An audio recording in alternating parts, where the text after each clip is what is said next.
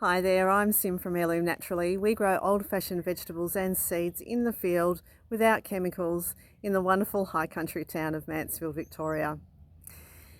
And here we're at the beginning of August and the sun is shining, so we're in the middle of winter.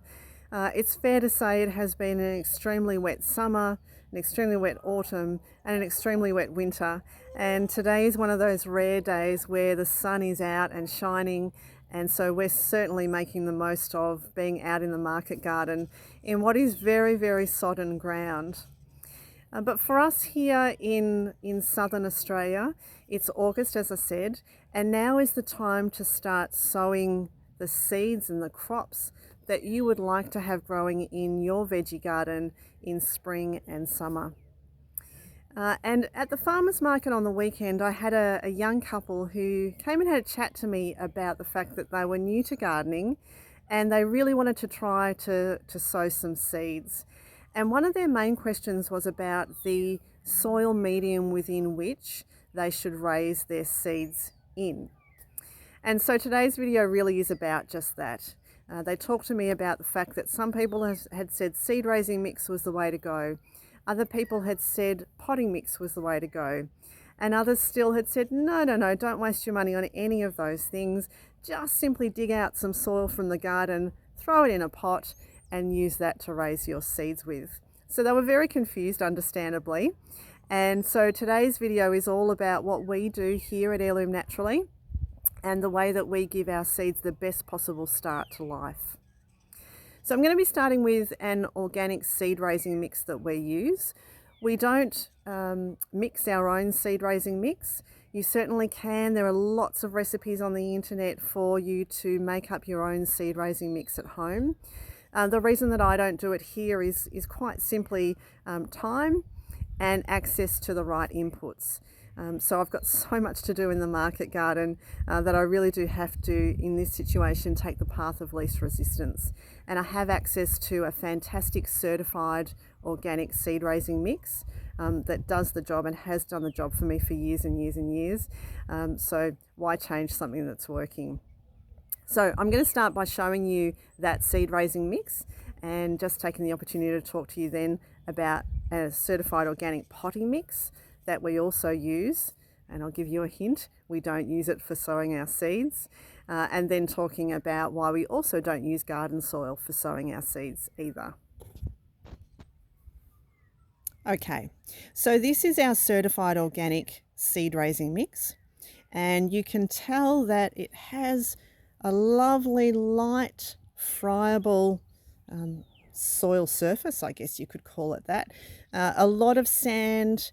There's no real chunks within the seed raising mix, and so when you think about a small seed that might be just under the surface of this seed raising mix, what it's trying to do as a seed is to germinate, to pop out of that soil surface so that its first set of leaves can get some sunlight, can get access to air, and that really is the start of photosynthesis. So it's what a seed needs to get it off to a good start in order to continue to grow.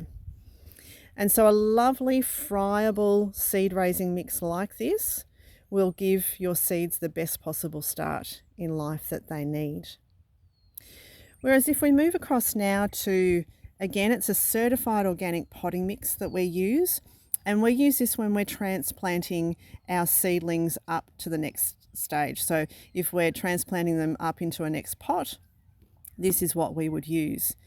Now the interesting thing about this is that you can see that there are pieces of wood, there's bark.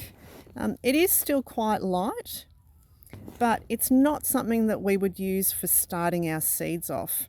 And really the reason for that is that if you think about that piece of bark, if the seed is underneath that piece of bark, then it will need to fight off the weight of the bark. Now you're probably thinking, well, bark's not that heavy, but if you're a little seed the size of a pinhead, that's a fair amount of weight to be on top of you that you're trying to push through.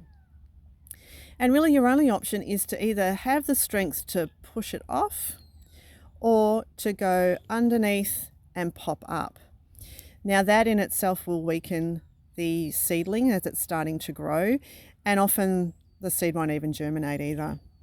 There's also fertilisers and nutrients within a potting mix, which is why it's really good for potting up, particularly when your seeds need nutrition when they're at that stage of their life.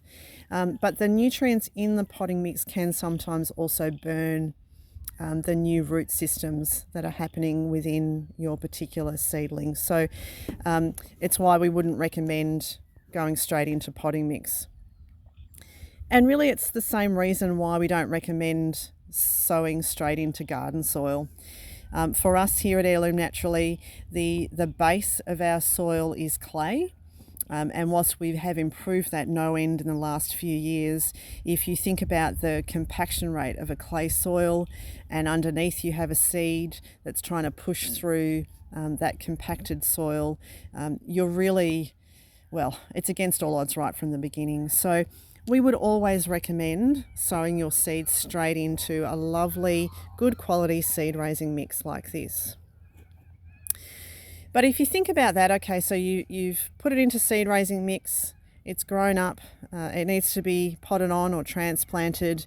So then you've got to put it into potting soil, watch it grow, and then potentially transplant it out into the field.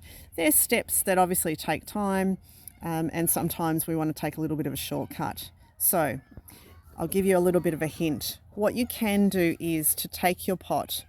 Yes, this is a plastic pot. Please hear me when I say that these are pots that I purchased 5 or 6 years ago when I was first starting my market garden. They're very robust. They have been used over and over again.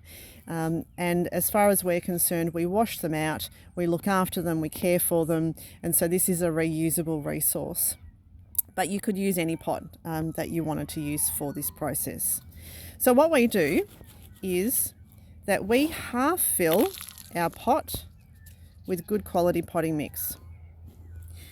Then we come across to our seed raising mix and we fill the seed raising mix to the top or just under the top, but we make a little bit of a divot in the bottom there for the seed to go into. Now the reason for doing that is that the seed itself will be germinating in lovely friable seed raising mix.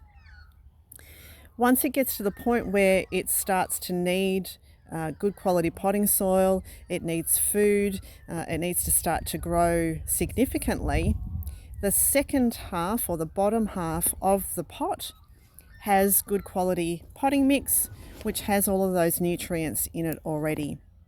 So doing it this way buys you a little bit of time. If you're looking at something, say, like a zucchini or a pumpkin, you may again need to put that onto another larger sized pot. But it's a great way to save time. It's a great way to make sure that your seeds have the fertilizer that it needs at the right time in its growing process. So I hope that that's been helpful. I hope that that's answered some of the questions that I hear at farmers markets regularly about what soil medium to use.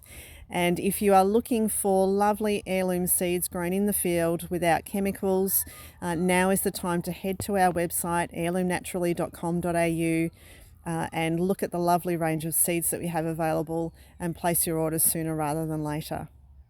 Eat well, stay well.